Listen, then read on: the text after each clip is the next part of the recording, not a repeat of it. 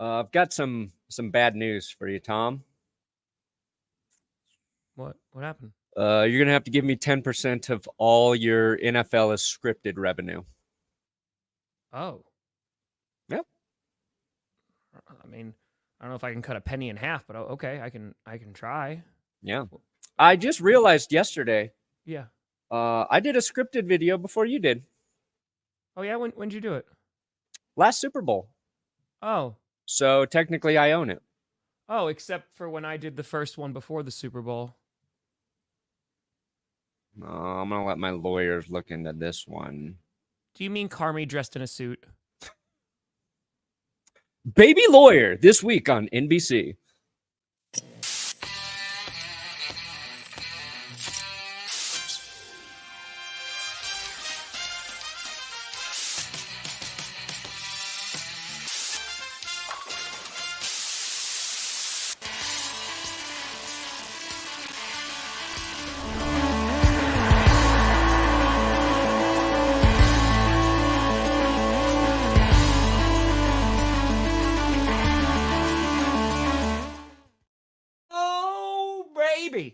We here. Braby? Rabies. Did you say Braby? Rabies. Oh, rabies. We have rabies. Babies with rabies? Coming soon to CBS. No, HBO. Oh, that one is the Raby baby. Yeah. Yep. We steer. And it just goes in attack. You in the right direction. Welcome to another edition of the Grossi Perna Show. I'm Tom Grossi. That's Brandon Perna. This is G-A-P. Yes, and bam. We back. We here. We got lots to talk about. There's stuff about Jason Kelce. We're going to recap those Monday games, maybe look ahead, talk about fixing all those eliminated playoff games, and oh boy, we got a lot going on. Yeah. Now, I bring up the scripted thing, Tom. Just one, to give you shit. But two, I forgot that I did, because we were just talking before the show, and this is why it popped in my mind. There's this grind through the playoffs. Like, you're just cranking out videos. You're just trying to get through every week. And then you have the bye week before the Super Bowl. Yes. And you're like, oh, God, what do I do? Like, there's nothing really to talk about. Like, everything slows down. And I'm like, oh, yeah, last year I did a Super Bowl preview, which was if the NFL leaked the Super Bowl script. So it's just a predictions episode. Yeah. But I use that title. And then this morning, it's like, well, fuck, I can't do that now. Like, scripted's Tom's thing. Thing. What day did you put out? What was the date that you put out? Oh, I don't know. But like February 2nd is when I was like, it wasn't a panic. I'm like, fuck, I got to think of a new idea, a new angle. So it sounds like that you then copied me. And so if that video did well, you owe me that revenue. No, let's go timestamp it. Well, again, February 2nd is when yep, that's right. I was going to talk you into looking this up. Yours is, I would, like, if I had to bet right now, I would bet that you were 100% first. You're like, but I'm too committed. But I'm so committed. Was it if the NFL was scripted? No. It was just like if the NFL leaked this script. Oh, okay. All right, now I want to see. Let's see here. Yeah, let's see. Now we're gonna do is we're gonna stop the whole show. No, wait. When was yours? February 2nd. Fuck you. It's February 7th. That's right, baby. Tom Grossi, Tommyism on top. I said how the rigged NFL Super Bowl will be scripted. I smashed as many hot words in there as I could. And it's just like, oh yeah, done. You got Eduardo's got a question for you. All right. Tom beats me. Can you help me understand Michelle Foucault? I don't know what that is. So. I don't know, Edward. I always thought that was like maybe that Perna says things. It took me a while because I thought people were just misspelling top 10, but they're saying blop 10. And then I realized that they came from your content a while ago. So yeah. I swear to God, if the NFL were blop 10 next year. That's my video today. I'm sorry. The bloppiest of blops. Yeah. Hey, happy Wednesday. So here's the thing, Bruce. So I actually made this a point yesterday when I released rankings because I feel like all the talk exactly was the Eagles and how bad they were. Yeah. And it makes sense because, they went to the Super Bowl last year. They had this meteoric rise and then catastrophic fall. And like these just last like month and a half, they've been really bad. But the Buccaneers, and I've saying this throughout the stream too, dude, like they look like they were shot out of a cannon, like firing the cannons. That first drive, Baker was slinging it. There was receivers dropping balls all over the place. He would have even done better. But yeah, the Bucs came to play, and that was evident, especially when you compare it to whatever the hell you saw with the Eagles. Because that was, dude, I was legitimately.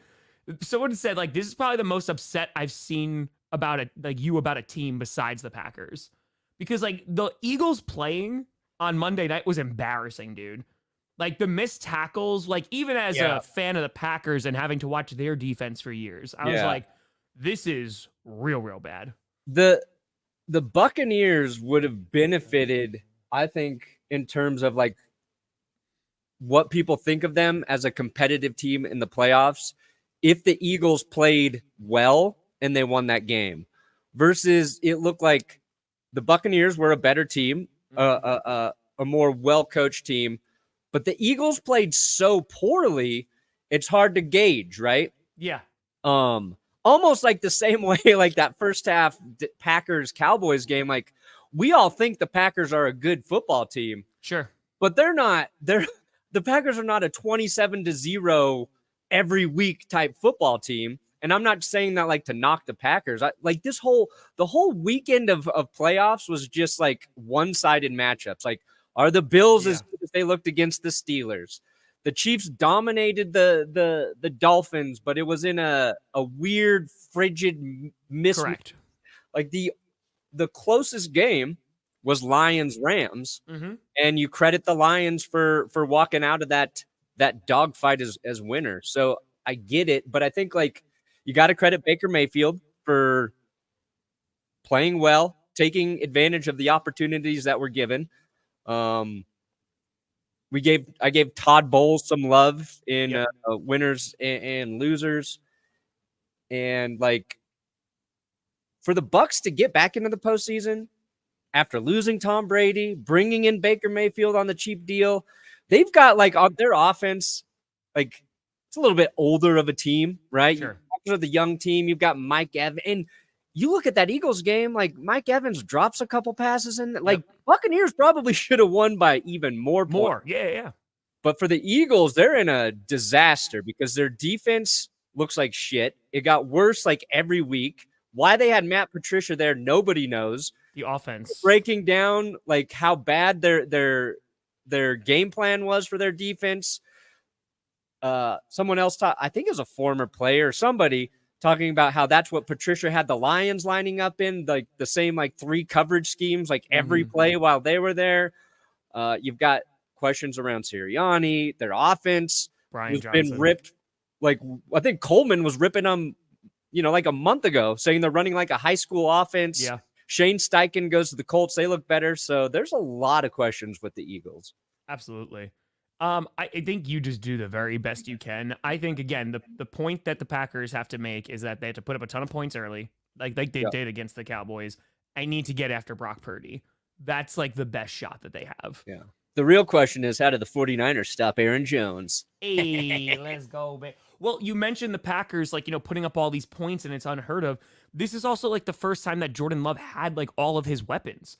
Dude, like, because Christian Watson hadn't been on the field with Jaden Reed and Romeo Dobbs and Tunyon. That's Tunyon. I'm so sorry. Luke Musgrave and Tucker Kraft. Tunyon, I forgot. Just went back He's on in the time. Bears. They don't get the playoffs anymore. He just went back in time. I did go back in time for a second. So I think like that is also something to be said. And I know AJ Dillon was out, but just to have everybody moderately healthy, like we haven't seen it yet this year. And you saw like what it could be. Jaden Reed didn't like had no receptions in that game. I think Christian Watson had 1, and like they didn't matter because Romeo Dobbs stepped up in a big way. And then if the Packers, when they play on Saturday, I wouldn't be surprised if it's not Romeo Dobbs this week, and it's Jaden Reed or it's Christian Watson or Bo Melton. So not yet severe, but potentially soon. Potentially, I'll work on it. Yeah, 49ers defense will be a much greater challenge on every level for the Packers. And I say that now in hindsight because I thought the Cowboys defense was going to be somewhat of a challenge. Like they played good all year, Cowboys defense. Sure. And then they didn't show up. It's ruining America, really. Oh, yes. It's undoing the Those fabric kids of with their America. blop 10s, man. They just will not put down their phones. Teachers are like, this is math class. And they're like, this is blop 10 class, bitch. I'm like, whoa, kids, let's hold the profanity in school. But we like the blop 10. You have to have a laminated play sheet, though. If you have the pencil, you have to have the laminated play sheet. It goes, that's it. Yeah. We won't, Bacon. Don't worry. That'll be later tonight. It won't happen tonight. It won't happen right now. But I want to talk about a couple of things. One, let's talk about Jason Kelce, because Jason Kelce, of course, we were just talking about the Eagles, made the news because all the reports came out saying that man is retiring. And of course, you go back to that game and, he was obviously emotional and, I kind of thought it was the end. But then a little caveat to that news that I still think he's gone, because even the way that he talks about it in that clip, still sounds like, there's gonna be a time where there's a lot of like reflection and respect and stuff, but we can listen in here. Yeah, you think he just wants to do it on his show? Probably. I do, yeah. All right, here we go. Yeah, because what was weird about this is, like, you saw everybody report it, right? That Kelce told his teammates this was his last game. And there's one reporter, I think was a Philly reporter, and he asked Jason about it, and he said his response was like, I haven't said anything yet. You need to do your job. And I was like, it was like one weird tweet I saw in the whole mix of that.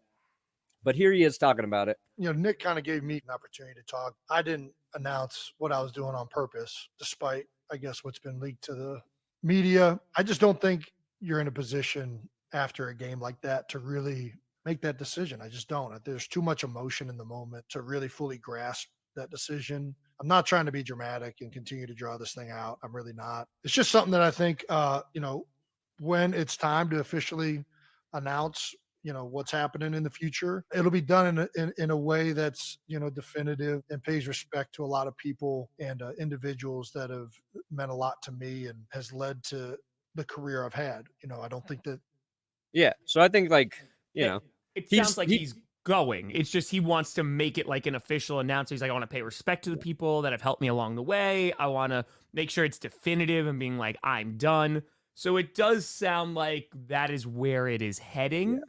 And also, like you said, you don't make that decision in that moment. Sure. There's also that thing where I think, like, a lot of players who really love playing, once they get 2 weeks off and their body starts to feel good again, they're like, you know what? Maybe I can still go. I think I could come back next year. My first thought was, why doesn't Jason Kelce just take the Joe Flacco approach and just come back mid-season next year and just be so good? So good. Just wait until November, and then, like, which team needs a center? Probably going to be the Eagles, because nobody's as good as me, and whoever they put in my place is not going to be as good as me.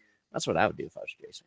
I think it's funny you bring up Sirianni, Raphael, because, like, this ties into that conversation. Because if you go back literally to the Super Bowl, right? Who was everybody blaming for that loss if you were a Phillies fan? Like, if you were a Philadelphia fan, who were you Gannon? Jonathan you were Gannon? blaming Gannon, right? So even if you go back, and this is like on message boards, this is on subreddit, this was on social media, it was praising Sirianni. It was just like, even when this year, when they started struggling, when they beat Kansas City, and there was the whole, like, see ya, like, that whole thing, Philly was like, oh my God, I love this guy, because, like, he's like our douche. Like, he's our, like, a-hole that's like kind of just, because he is, like, Sirianni's like a cocky douche. And I mean that in, like, with respect. But I'm talking about, this is what we were talking about on Monday, when things are bad and when Brian Johnson is obviously not doing well, when they throw in Matt Patricia after Desai gets demoted and they're still not doing well, and then it becomes, oh, well, they're not doing well, and all those things that I found were, like, cute and funny before, of like, oh, Nick Sirianni doing this and trolling and stuff like that, it's not as funny anymore, because if he's still acting that way and they're losing games, ugh. But if they're winning and he's doing it, then it's great, because then it's just kind of exemplifying, like, the Eagles and all that great stuff. Yeah. But I think his lack of decision-making when it comes to the coordinators and lack of change, because I, again, talk about this, the Buccaneers showed up on Monday night ready to play a football game. Both the offense and the defense, or the Eagles, did not. And it looked like that too. Like it looked like they were giving up almost after the first quarter. So I think it's, again, losing highlights those issues even more. I said the same exact thing with Mike McDaniel and with Tua. When they have those struggles in a losing effort and your season's over, those things that, okay, maybe were overlooked before now come into focus. Yeah, and I think it's like one of those things too where Nick Sirianni, his background is on the offensive side of the ball, right? He was the OC in Indy from 2018 to 2020. But like we don't think of Nick Sirianni as like this offensive-minded coach, right? Like when you lose both of your coordinators, as a head coach, you better be really good on one side of the ball to kind of carry that cycle when you're losing dudes. Mm-hmm. And as bad as the Eagles defense was this year, losing Shane Steichen, I think, was huge. That was like the biggest. Yeah. He just Shane Steichen is an offensive guy, and we saw him make it work with the Colts, with Gardner Minshew. And if you're looking to the future, it's like, holy shit, what's Steichen going to do with Anthony Richardson next year? It's going to be awesome. So I think like the reaction is like Eagles need to fire Nick Sirianni. Everybody wants him fired, but maybe like Sirianni is a good head coach. And the issue is just you got to find two good coordinators, and the Eagles possibly just didn't do that this offseason. They didn't have a good plan for when those coordinators leave. And every year you're going to run into that problem. Like if your offense or defense performs really well, your coordinators, like look at Bobby Slowick right now with it's, and I like how, the graphic for the Washington coaching staff, how it had McVay, Shanahan. All of a sudden, Bobby Slowick popped into that graphic out of nowhere. Nobody's talking about Bobby. And now 1 year as OC with the Texans was like, and Bobby Slowick was there. I love how that team was just like the Avengers of future coaches. Yeah. And they just keep on adding it. And it was just like, oh no, I was there. Yeah, no, I was there. They just start photoshopping other coaches in there. Like, why not? Why not? It's Matt Patricia's just like, I was there too. He's like, I was actually in the stadium watching the game. I was in the background. You can see me right there. Yep, that guy right there. Yeah, I saw that. Can't do that. Can't throw popcorn. It was also funny too, because like that was like the epitome of like fandom, where it was like, screw you, Nick, you're gonna get fired. Throws popcorn on him. And then he's like yelling. And then he's confronted and he's like, hey man, like I'm good. And then tries to run away. And I'm just like, come on, man. Like, yeah. Let's go, Kip. Let's go. Are you there? How many away are you? I think it's less than 800. Nice. I'll hit it afternoon, evening. Somewhere around there. Well, so that's the thing too.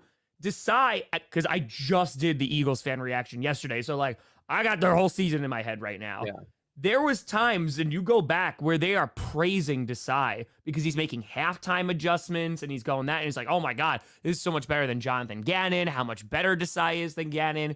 And as the season went along, it was like, okay, more heat on Brian Johnson, more heat on Desai. And then when they demote him and they put in Matt Patricia, even that Seahawks game, it's like, all right, a lot of that's on Bradbury. It's not necessarily like all on Patricia. Give him a little bit. But Brian Johnson's still a problem. And that never got rectified. Yeah, and if it was Sirianni's choice to elevate Matt Patricia, then that's probably fireable. Well, that's why I'll defend Sirianni, but if he was like, no, I'm the guy making the decision on Matt Patricia taking over, which you would think it would be because he's a head coach, but you never really know. Well, with Desai, they actually, before they demoted him, they stripped him of like third down play calling duties. So, weird. and they gave it to a... But you didn't see an improvement. Like, even when they did that, you didn't see an improvement. And then they put in Matt Patricia, and you still didn't see an improvement. I mean, look how the end of that season went. Yeah. So, hey, let's go. Oh, of course. No, Rachel, thank you. Thank you. But, I mean, now, if we're going to talk about trying to fix teams, and we could start with the Eagles, because I think that's the one where there's the biggest question marks. There's going to be a bunch of veterans that are likely going to leave, right? Fletcher Cox, he signed a 1-year deal before this, kind of like a hometown discount. He's likely gone. Jason Kelce, again, likely gone. And I think kind of just looking forward, you need new coordinators. And if you're going to keep Sirianni, which I think is okay, that's fine. You do need to replace those coordinators like right now, because otherwise, like, what are you doing here? Yeah, they have to recognize like the pit, the next guys. They got to recognize the coordinators that they're going to lose in 2 years, which just sucks, right? Yeah, it sucks. I mean, because you go to the Super Bowl and like that loss, like let's just say everything happens the exact same this season, but you won the Super Bowl last February, you're like, all right. Because then it's not all doom and gloom. Because if you remember, after the Eagles lost the Super Bowl, we were talking about them and the entire media was talking about them. It was like, wow, they have a ton of free agents. They have a ton of like veteran players that they're going to lose. It's going to be rough. And the big thing was they didn't lose a lot of those guys. And then on top of that, they drafted really well. Jalen Carter fell to them. Yeah. Everyone thought that Nolan Smith was going to be amazing. They got DeAndre Swift, who looked great. And then, they were able to go, okay, nope, Eagles still got it. We were talking about the Eagles like they were just going to march to the Super Bowl again. Yeah, like that was the whole preseason. It was they're going to go to the Super Bowl again. They're by far the favorite. The 49ers will be up there. And this is what happened. They got bounced in the wild card, which is why I love football. Personnel wasn't an issue heading into the season. And now the Eagles, let's see, Jason Kelce is unrestricted free agent. So is Fletcher Cox, Brandon Graham, Marcus Mariota. That'll be tough. DeAndre Swift, Boston Scott, Zach Cunningham. And then, of course, Shaq Leonard, who they brought in. That didn't really work out. Tackling did not improve. And that's one of the reasons they lose, too, is like they didn't run the ball effectively at all against Tampa Bay, and they abandoned the run. And this is a team that a year ago, the reason they were so good is because their run pass balance was nice, and they were didn't they have like 2,000 rushing yards last year? They were fantastic. Let me see. Let me bring up. I think Swift had like 13 carries against the Bucks. Maybe No, 10. DeAndre Swift, 10 carries, Kenneth Gainwell 4, Jalen Hurts 1. So 15 rushing attempts. I know they got down in that game, but like that's not a team without A.J. Brown built to just throw the ball that much. So bad game plan, poor execution, like everything went wrong. How did they fix that? You're right. It starts with coordinators, and then they need another good draft. They need another good draft. And I think I don't know, dude. Like those missed tackles, I really try to be like player forward. Yeah. It looked like they weren't trying. No, it did. Not to be like an armchair, just like, oh, I could do better, which I could not by far. But terms, it just looked like they were gassed. They were done. Like the Dolphins kind of gave up, like in that second half of the game, especially like fourth quarter, like we're just going to run the ball, like, or we're just going to throw swing passes. We know that this thing is done. I could tackle better than James Bradbury in that game. I think Eagles fans might even agree with that. Yeah. Eagles fans would be like, you know what? Let's see. Let's see. Let's bring them in. Why not? Breakdown. Perfect form. That's it. So the Eagles, I think it starts with coordinators. Obviously, you're going to have to replace those players who are going to be leaving, but you give Sirianni, in my opinion, you give him the benefit of the doubt for one more season at least. Right. And then see how that goes. Because then you're also going to see like where his true strengths and weaknesses lie. And if you have a similar problem next season, well, then there you go. It's going to be a problem and you move on. Because Howie, at the same time, like he's a fantastic GM. And he gets a lot of praise for it. And he should. Which one is he talking about? I hope it's Question of the year. I hope it's mine. Okay. I hope it is. But I saw it too, and I was like, all right. I don't see much. I saw that. I was like, what? What I saw too is he railed Perna. Trust me. Dude, you think it's pure? I can go even more pure if you want me to. We can be full-blown pure. Somebody's breaking down the Eagles defense and they're criticizing Matt Patricia. I don't know what formation it was, but they're basically criticizing. It was the 3rd and 4 play where Trey Palmer ripped the touchdown, right? Yeah. They're talking about how far off the defensive backs and linebackers were playing. And it's something that once you see somebody talk about it, you're like, oh God, they're well past the sticks on 3rd and 4. So the Bucks run just a quick out that Baker throws and hits for a first down, but then it's that missed tackle that goes the distance, right? And to contrast that, something the Chiefs did really well in that Dolphins game was they put Snead right up in Tyreek Hill's face. And there's like the viral clip where he just knocks Tyreek Hill on his ass at the line of scrimmage. Tyreek quote tweeted, he's like, he sent my ass to Cancun. Yeah, like,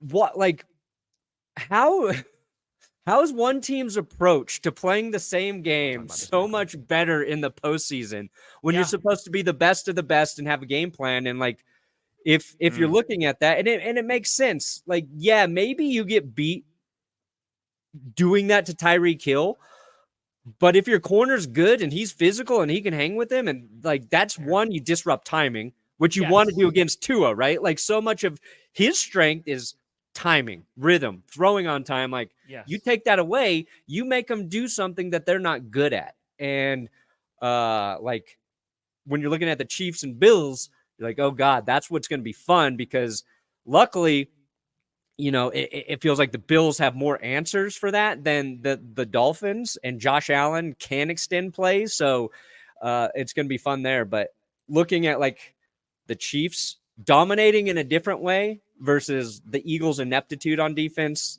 it's why you love like playoff football. Yeah, because, and that's what you just never know. I mean, dude, like the 2 seed is gone from the NFC. The Eagles are gone. Like the whole, and who would have thought like 2 NFC North teams are in the divisional round?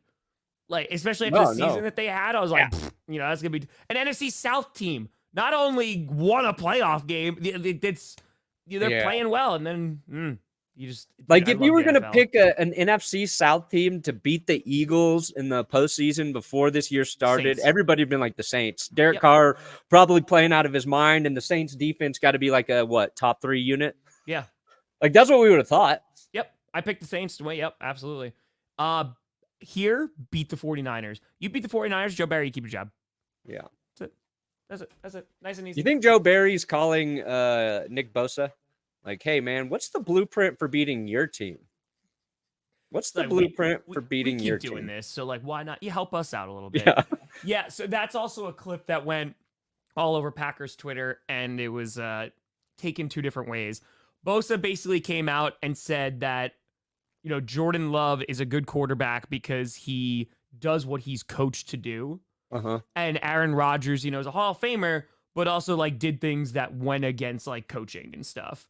And it could sometimes lead to problems. And some people were like, wow, he's insulting Jordan Love. And I was like, no, he's insulting Aaron Rodgers. Like, that's where that's going. But it does seem like the 49ers are legit taking this seriously and taking the Packers seriously. You had Shanahan say in the second quarter they started game planning for the Packers because, I mean, that game was over. But only like a shit team wouldn't be taking a playoff matchup seriously, right? I want to, KP, so bad. So bad. I want it in my soul.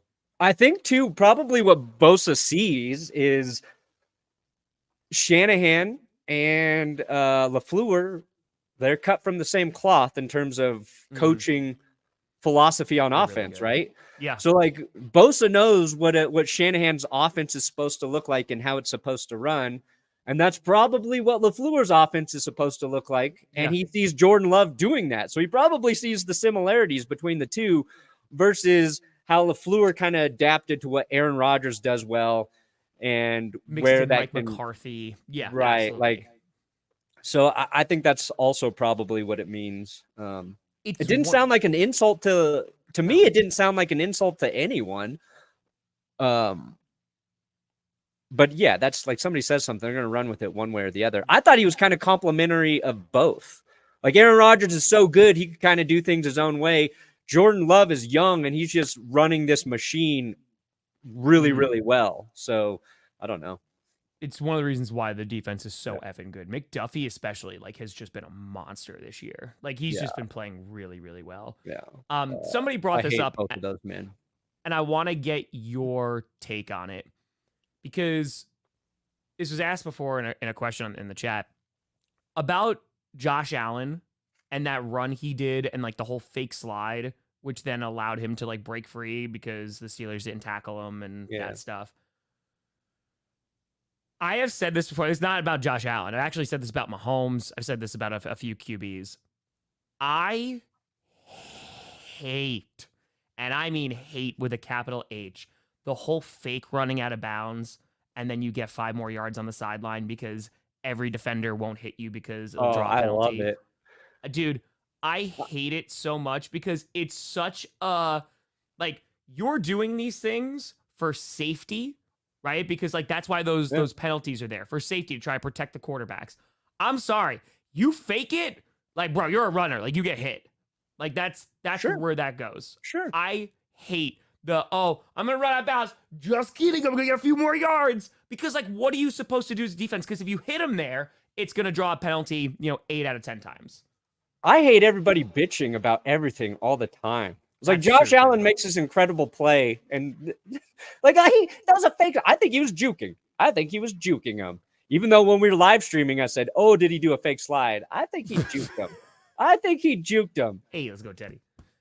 Here's the way I see it. If Josh Allen does it, I love it. If Patrick Mahomes does it, fuck that guy. That's cheating. He's soft. He's playing the game like an asshole, and he should be penalized. That's my stance. Was it a playoff game when Mahomes did the like sideline thing and then he cut back in? Yeah. Who was that against? Oh, God. Bengals, could have been the Jaguars. Might have been, yeah. When Mahomes does it, it's so annoying. Because like the Bengals, dude, that guy's a dog, man. That set up the Chiefs to do it, right? To go to the Super Bowl. It was that like he got pushed late and he was out of bounds, and it's just like, dude, like what are we doing here? Like I don't know, man. Like once you're a runner. And I get it. You got to protect the quarterback. I am all for that. That's why we have insane roughing the passer penalties. Yeah. Where like someone just goes boop and then it's like, flopping all over the place. And listen, Josh Allen flops too. Mahomes flops too. Like the quarterbacks do it, right? Like everyone, that is a thing. all of them do it. Yeah, except for Justin Fields. He just takes hits and never Justin gets Fields will never get one called or whatever. He will slide and then 20 minutes later while he's on the bench, he'll get hit by a defender. And the ref's like, yeah, it looks fine. No, it looks good to me. It looks fine. Oh, like Cam Newton was the king of that. Like Cam Newton was too physically perfect to draw any sort of penalty because he was like a linebacker playing quarterback and he would get hit. And I think officials were just like, ooh, I actually feel bad for the guy that hit Cam Newton. Yeah. Like the Broncos assaulted him week 1 after that Super Bowl. Like helmet to helmet, we fucked him up and they didn't get us like a single flag thrown on him. And rewatching that game, I feel bad for Cam, but I'm tired of everybody complaining about it. That's my thing. I mean, yeah, again, I think both coordinators, there's a good chance they're both gone. And then Sirianni, I think, maybe keeps his job. But I also wouldn't be surprised if they go, nope, gone. True. Yeah, that's what's funny about the Eagles, right? You think of Roseman as like he's the guy who's going to be smart enough to be patient with Sirianni. Like we trust him, but he's also the guy to be like, nope, this ship's sinking and just get rid of him immediately. He's going to make like whatever Roseman decides to do there. We're going to be like, that was the right call. Yes. Because there's that faith in Howie Roseman. Yeah. Not a lot of GMs have that. You look at the Packers, dude, look at all the crap Goody got, right? Especially from some major programs of like, oh, he's not a smart GM, but Joe Douglas, smartest GM ever. Whole season goes by and it's like, huh. Yeah. That's why I think, well, we were talking about windows before because that's how difficult it is. And I think you mentioned this on Monday. Like a team like the Lions, a team like the Texans, right? Maybe even a team like the Packers. The windows for the Super Bowl are so effing small in this league. That when you're the Bengals, and I mentioned this on their run, they made an insane run to get to the Super Bowl a couple years ago. And they lost, and they had a really good, got real close to winning. But I was just like, damn, like, I hope they're able to get back because it is so difficult. And there might be one of those times where it's just like you got right at the hot time, like you got hot at the right time, and you were able to go in and get the Lombardi. But dude, like even for the Eagles, they got theirs a few years ago, and that was awesome. And they've been trying to get back ever since. And you could argue that the team that they had last year was better than their Super Bowl winning team. I mean, they had Nick Foles, right? Yeah, but yeah, Foles for sure. went on a tear, and had himself a time, and they won a Super Bowl. Who did Foles destroy in the Super Bowl, Tom? The Patriots. Who was their defensive coordinator? Matt Patricia. Yeah. Yeah, at least he's, listen, Perna's always consistent with his hate for Mahomes and the Kansas City Chiefs. And to be clear, I don't hate Mahomes as a person. No. This is a player. Well, that's the thing too. Like, I don't like that either. And I understand it's to maintain the safety of the league's biggest players. That's what it is, right? Because it's star QBs. But there also is, we talk about, kind of stripping defense's ability to play defense. That is the thing that probably bothers me the most. It's just like, hey, all right, if you're a runner, like, you're going to get hit. Like, that's what that is. Dude, in the postseason as a defender, I think you have to err on the side of not caution. Like, if a quarterback's running, you got to go in there and you got to hit him. But then you're unless it's like obvious, right? Unless the quarterback's already sliding, don't do it. Even though the Steelers, they got penalized for that. And that's what pissed Steelers fans off was they thought they did the fake slide, and then they got penalized for, was it? I forget the player's name. Jack. It was Jack going in. Mahomes or Allen slides, and Jack lets up, but it was just a little late. He did everything you're supposed to do, and he still got penalized for it. And you know what? Just go in and just hit him in the playoffs. Like, just make them think about doing it again. And I'm not saying do illegal stuff, but like when it's close, just try to make the play. But the refs are going to call it. They're going to throw a flag, and it could like hurt on the quarterback, sure. But like we've seen also in the playoffs, right? Like they let defenders and corners play a little bit more, be physical. Yeah. Oh, dude, I wanted to talk about that. Scooter. Scooter got responded to by Richard Sherman first, but then he just got dunked on by Taylor Decker. And but here's the thing, Scoots, and we love Scooter. I love Scooter too, yeah. Bro, he said that. I thought that that was a response to like after the Cowboys-Lions game from a few weeks ago. This was after the Cowboys lost. Yeah. And Scooter's going under the post looking forward to you losing next week. Yeah. Like, the Cowboys just historically lost on Sunday. There is no ground to stand on. Why is he going after the Lions, too? That's what I don't get. The Lions. Oh, Scooter. I would not be surprised if he leaves. No, I think at this point he's probably gone. Yeah. Caleb Williams also said he's gonna go. I think he's gone. But yeah, dude, it was to see that happen. I was like, this is hysterical. Like, let me bring up the tweet. He owns it, but dude, at some point, it's like you just gotta stop. You can't do it no more. I know. Monday I said we need to show Scooter some love and be kind to him. It's gone now. It's gone. It's gone. Yeah, it's gone, Scooter. Because every time you're like, all right, this is going to be a humbling experience. Like, you were the second seed. You're the first team in history to lose to a 7 seed. Like, humbling. Nope. Got to go after the Detroit Lions. Here we go. Yeah, because this one, Scooter's just asking for it. That's what it comes down to. He just straight up asked for this, which I also respect the hell out of. Yeah. He said, I'm reposting this when you lose next week. And that was in response to the Lions, because they've been running that of like, we've reported as eligible to the divisional round, which is a knock on the Cowboys, obviously, in their game. But and look, Scooter, please keep the same energy. It's like, no, it's gone, Scooter. It's done. Oh, I want to go to Vegas with Scooter, and I want to watch him be on a heater of losing, because the way he's doubling down on this, I could see Scooter losing a lot of money real fast at the tables. This is why it's so funny, because it does come out of nowhere, right? The Lions reporting as eligible for divisional weekend. Which is a knock on the Cowboys. It's a slight at the Cowboys, 100%. But it's also like they get to do that because they won. Exactly. Man, it's so funny. Bieniemy would be interesting over in Cleveland. Yeah, Rachel's post was hilarious. Yeah, it was fantastic. This is fantastic. It's my mods. It's phenomenal. I love it. I love it. Yeah, the enemy would be interesting in Cleveland. It's like, is the enemy not even gonna be mentioned for the head coaching job for Washington? It's like, is it just gonna be a doesn't seem forever like it. OC? Doesn't seem like it. But, Does the enemy just go back to Kansas City? That's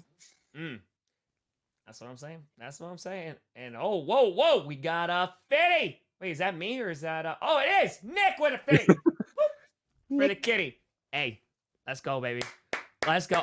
We were breaking sound records, right, in Ford Field. Like, the decibels were insane. Oh, nice. I just saw that. But will the Lions maintain what they have? It depends on how far they go. I mean, Ben Johnson's already getting a cajillion interview requests, right? And we'll talk about the coaching interview requests shortly. But I mean, you got to ask the same question, right? Because the one thing, what are the Lions and Eagles? What have they done well? They built their teams. They draft well, right? What's Dan Campbell's strength? It's leader, head coach who's a leader. So yeah, if they lose Ben Johnson, that's going to be tough for the Detroit Lions, because also, and I don't want this to be a knock on Jared Goff, he's playing within his realm, his limitations. Mistakes are, the games where he made too many mistakes were a lot of the ones that the Lions lost. And Goff is good. He's a good quarterback, but he's not carrying the team the way like a Josh Allen would or a Mahomes would.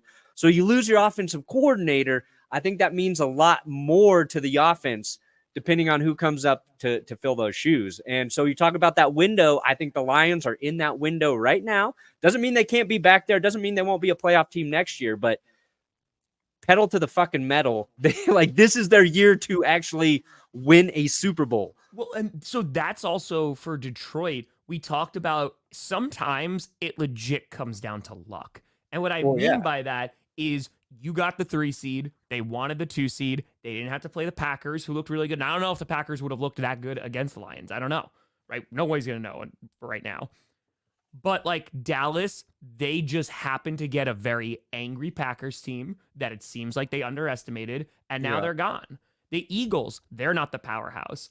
If somehow, some way, the Green Bay Packers knock off the 49ers on Saturday and the Lions beat the Buccaneers, which I think is a great matchup for them, they get a home game again, and they get to host a home game for the NFC Championship game, and it's against a divisional opponent, that is like the best schedule you could ask for in an attempt to get to a Super Bowl, which the Packers have been trying to get back to since 2011. But we talk about the Packers, 1 seed, right? They face Tom Brady, and it ain't their day, right? They had the 1 seed again the next year. They play a 49ers team who their defense is that freaking fracking good, and our special teams craps the bed, our offense craps the bed after the first drive, and it's done. So I could see Aaron Glenn potentially going, because I know as a defensive coordinator, it's like, all right, it's give or take. And I maybe would just be a really good head coach because the players do love him. But I agree with you, Perna. Like Ben Johnson going, that could be like, now we have to accommodate for that as well, which would be difficult. And I got to give Nick a clip. Grossi Posse. Grossi Pousi.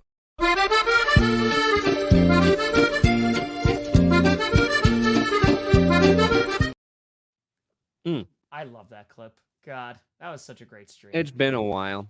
And that's like the Eagles. You talk about luck getting into the Super Bowl last year. I'm not saying they wouldn't have won the game, but Brock Purdy goes down with that elbow injury right away.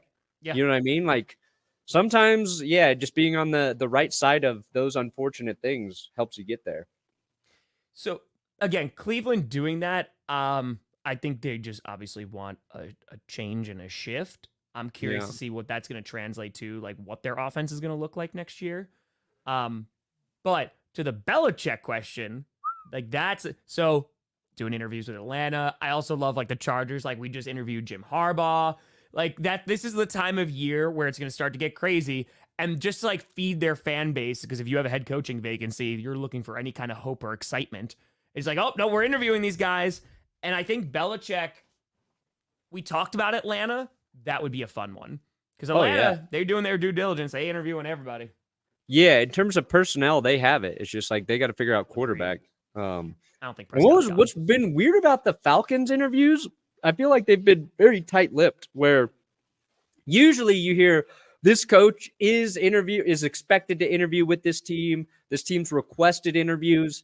And maybe like there's just there's so many other things going on. I didn't see like Belichick expected to interview with the Falcons, and then he does.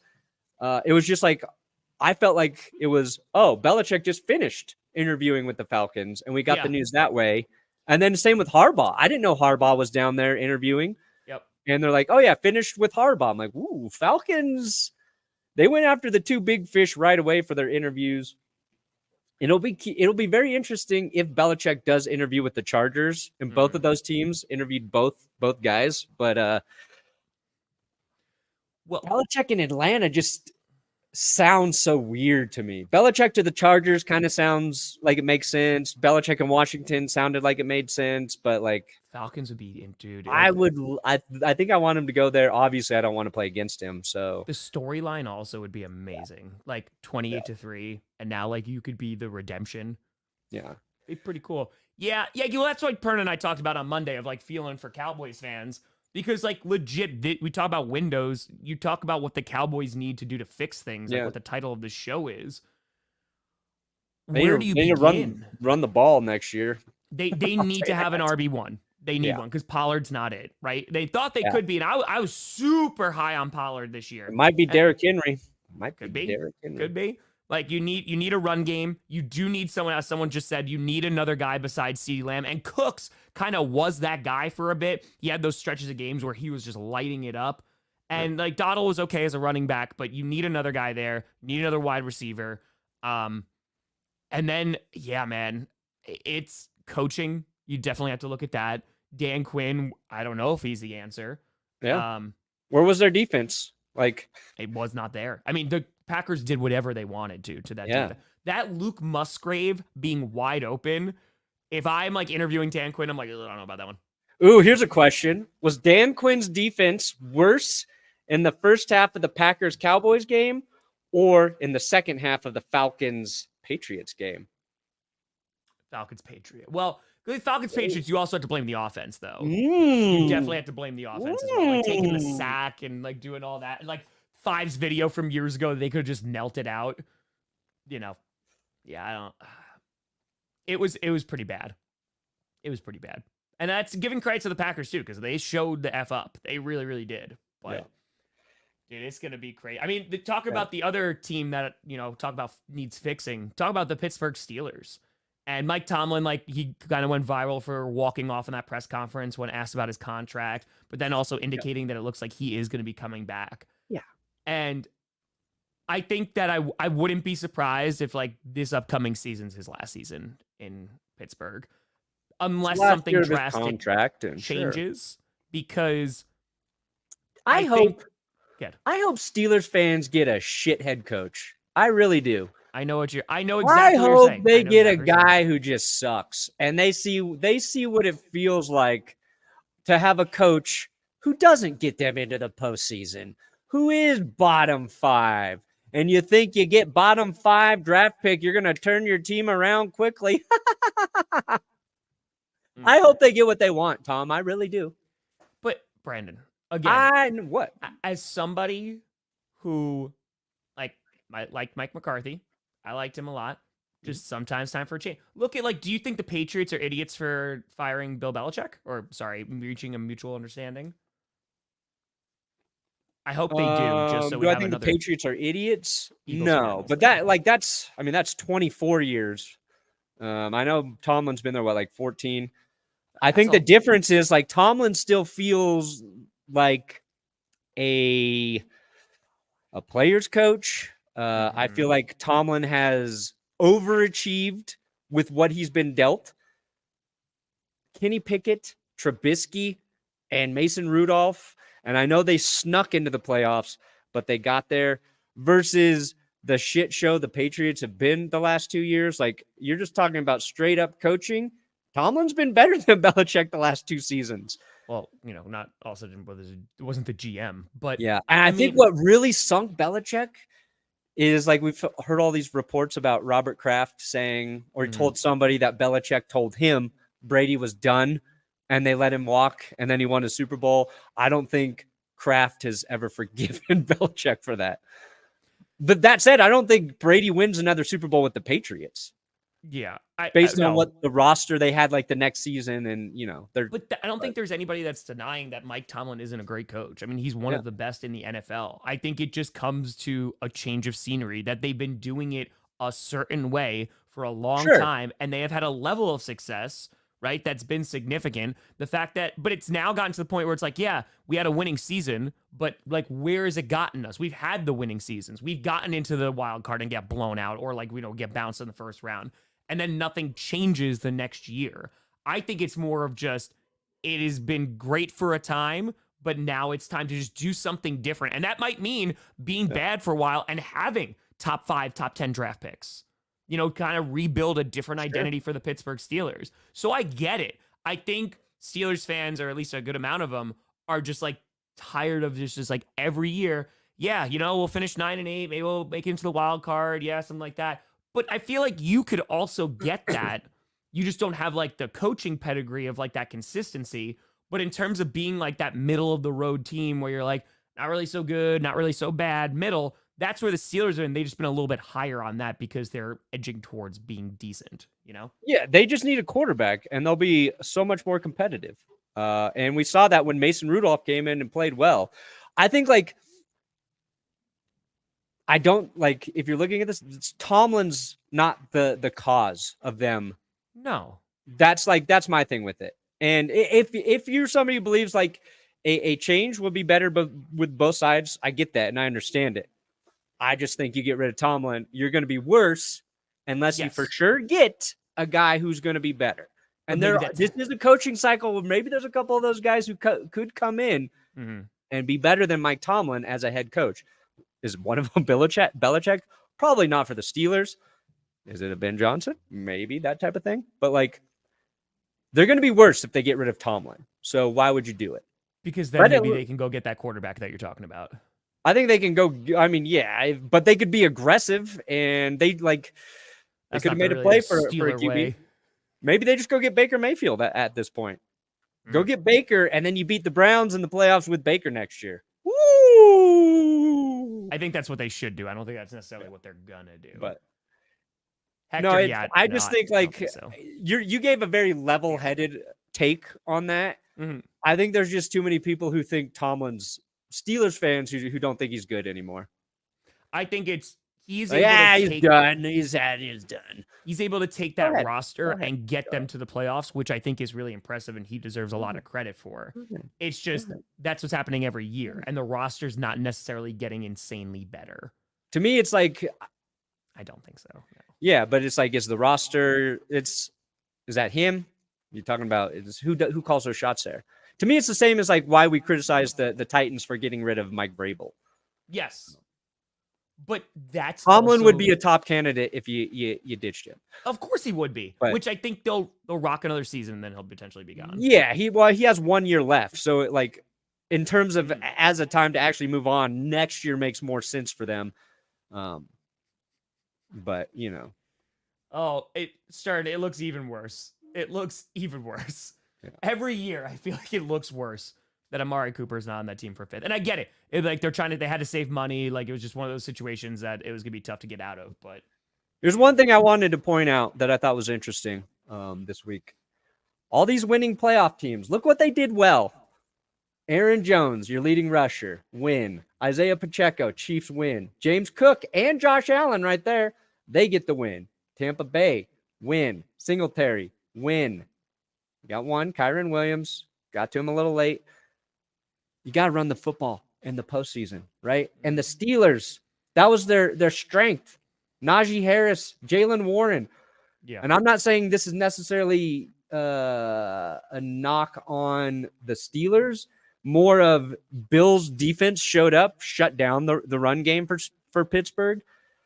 But like Aaron Jones to me is such like a key to your guys' success right now. Yeah.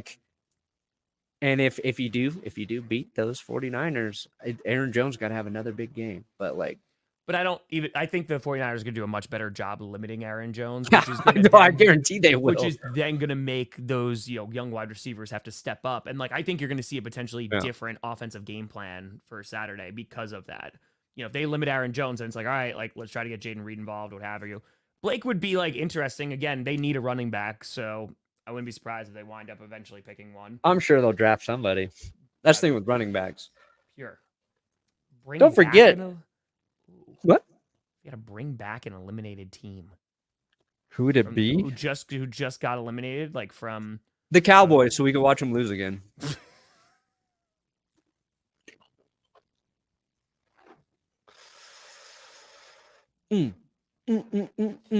My answer would be the Rams because they're the most deserving team. Yeah, it was the most competitive game. It was close. They're the one team that didn't look like cheeks.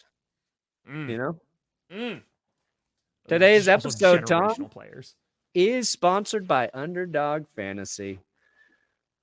And you know what? Why don't I just hop in a little gauntlet returns draft? We're in the playoffs. Pick'ems for football aren't quite set yet. But if you're going to sign up for Underdog, make sure you use our code GPS. We got links in the description. The QR code on the screen will help you as well. Right now, I'm going to do draft. I did a big bet. I did a $444 bet. How'd that work for out? the Pick'ems, and I did not hit. So did not. We kept up with that during the Steelers-Bills game. But there's drafts going on. Draft some teams. This is a good weekend because there's only 4 games. So there's not too much to think about. When there's too many options, I get confused. I'm like, oh God, maybe this guy. This we know. It's narrowed down.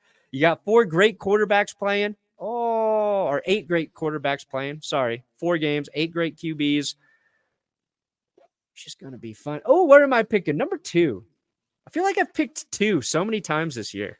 And then I do a number 2 with my pick'ems every week. It makes too much sense. It's true. Who do I draft first, though? Well, CMC's probably going to get taken, so. You think? Who's the next top running back they got there? Pacheco.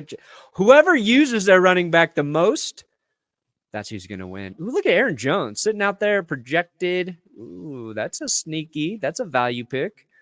Debo, Amon-Ra. You got IU. Well, look at these 3 in a row. They got the 49ers up top here.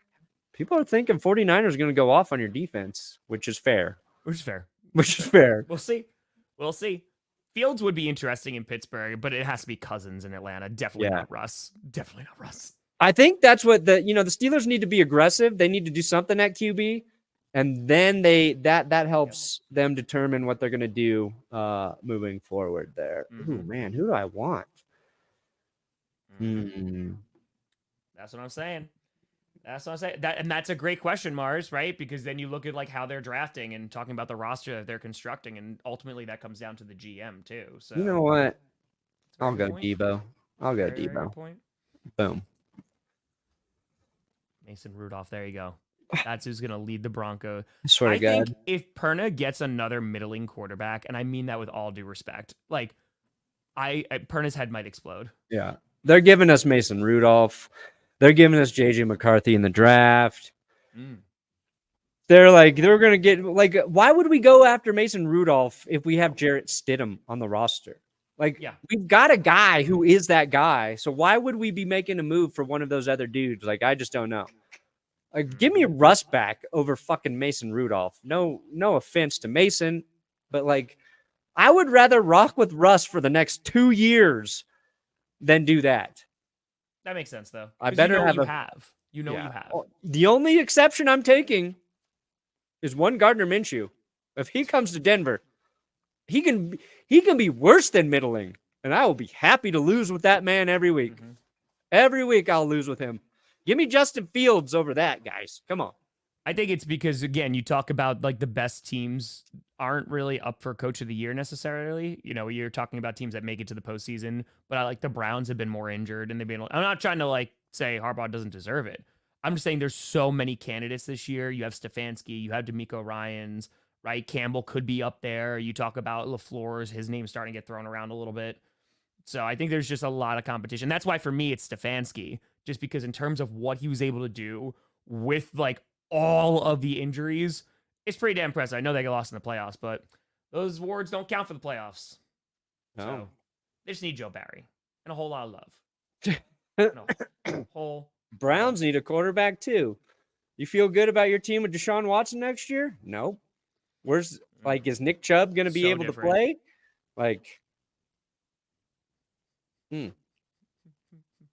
I do not feel good about the Browns next season. It's hard to maintain that level of elite defense every year too. Sure. It is Chubb okay. is back. That's going to mask a lot of issues, though. He was. I hope he is, because, man, he's just so good. He's so good. Let's go, Richard. Let's go. I will. I'm going to take. Real quick, the other team I do want to talk about, and I think it might be one of the most interesting ones, the Dolphins. Talk about teams that you need to fix who got eliminated from the playoffs. Because Rams, I don't think anyone's just like, oh, man, the Rams are screwed. The Rams probably have one of the best outlooks for the eliminated teams that we've talked about. Because they have their first round pick. This is supposed to be a rebuilding year for them too, and they made the playoffs and almost won in the wild card. So they're fine. And there's Stafford will be back. You got they just draft whoever they need to draft, make a free agent move or two, and the Rams will be good. The Dolphins, they need because they're gonna have to figure out what they do with Tua and his contract. If Tua's willing to be less greedy than we see, because Tua's in line to just get paid a ton of money. But if he's like, look, I'll take a team-friendly deal, the Dolphins can try and continue to build around him. They need offensive line help. God, if their defense can stay healthy, just protect Tua, build around Tua. Well, it's because they exercised his 5th-year option last year. So this is his last year, under contract. I think you mentioned it on Monday. Just play the season with him. See how it goes. Kind of be earn the contract. Yeah. Because I think he's a good quarterback. I think he also needs to be put in situations where there needs to be that level of talent around him, and he needs to be in a scheme that really is perfect for him. And to be fair to Mike McDaniel, he has done that a huge chunk of the year. Tua has been putting up numbers during the regular season in which he's looked really, really good. Yeah. So he's in a great system and everything like that. It's just when you get to the playoffs, and we talk about, again, they were injured to hell. But when they get to the playoffs and they lose, or they're not doing well, or that offense is not high flying, then you look at it and go oh, well, now the criticisms are going to get just louder. And the deficiencies that maybe Tua or McDaniel have are just going to be more prevalent. Yeah, they just really need to because isn't Taron Armstead contemplating retirement? They need to build basically a top 3 offensive line, and then I think they can win in the playoffs. Sure. But I mean, they now have the longest playout drought. Cousins would be interesting on the Broncos. Cousins, I feel would be a guy you would take. Oh, I'd take Cousins. Yeah, Cousins you would take. You'd have to give him a good amount of money, but I want to see the Dolphins with a rookie 6'4" receiver. You know what I mean? Who's also fast. Give him one of those big jump ball 80-20 catch dudes. Ooh. Just gonna go out there and just jump up and get everything. Okay. Yeah. So stay here. It's apparently it's a curse wheel. Apparently that's what it is. But you know what? I'm going to go Jordan Love over Patrick Mahomes for my draft, Tom. Oh, great. You're cursing us. So happy. Going Jordan Love. I got Love, Debo, Rashee Rice, Nico Collins. Let's get it done. Yeah, so that's, they weren't eliminated from the playoffs. But, yes, the Colts also have a very bright future ahead with Anthony Richardson. They should be better with Anthony Richardson. Could you, if Richardson played this whole season, I'm glad he didn't for Bryce Young's sake. Because I feel we'd be CJ Stroud's awesome, and oh my God, Anthony Richardson's awesome, and poor Bryce Young, with circumstances out of his control, would have just been under an even worse microscope. You know what I mean? A more intense microscope. Yeah, I'd say. a worse microscope. It's I the can't worst. do science with this worse microscope. Jerry Jones again? No, I am a man smart enough to be a scientist, but dumb enough to say worse microscope in my machines. Hey, I like it. Yes. Yeah. I think if the Packers beat the 49ers, there's a very good chance they go to the Super Bowl. If they, again, I'm going to let you know right now, and I'm not going to get too excited. Oh I'm my definitely God. not cocky. If the Packers somehow, some way make it to the Super Bowl, I am going to be full-blown crying. Full-blown crying. Because I'm going there. So, let's ride, baby. Let's get it. Let's go. Right. But, hey, backward spin. Perna, I swear this week. So what happens? Yeah, how many teams are you going to have on power rankings this week? Just 8. Okay, so what are you going to do if it lands on 9 or 10? I usually do I put something in there. Respin and something else. All right. Yeah, I don't know. All right. I got to So- finish writing. I don't think he'll take less money. No, he will not. No. Not when he played for the Cowboys. If you played for the Jaguars, maybe. Perna, what do you got coming out, buddy? Power rankings later today. Stay tuned. There you go, baby. There you go. All right, so there'll be predictions later. I'm probably gonna try to get out a season reaction. I am going to try. Yes. I'm gonna try to get out a season reaction today. Either way, later tonight, around probably I would assume anywhere between 5 and 7 p.m. Eastern. We're gonna hit 600,000 subscribers, so we'll be going live for when it's about to happen. We'll hit 600K. It's the smallest climb to 100K because 9 months usually I have 100K baby. Every 9 months I hit 100K. This one was in about 4. So Damn. down. That September baby 13th. probably didn't make it. What happened? So that baby Jesus probably Christ, didn't make it. Brandon. Folks. No, they took my man. Oh, I was trying to get Aaron Jones in this draft. Those sons of bitches. Listen, we're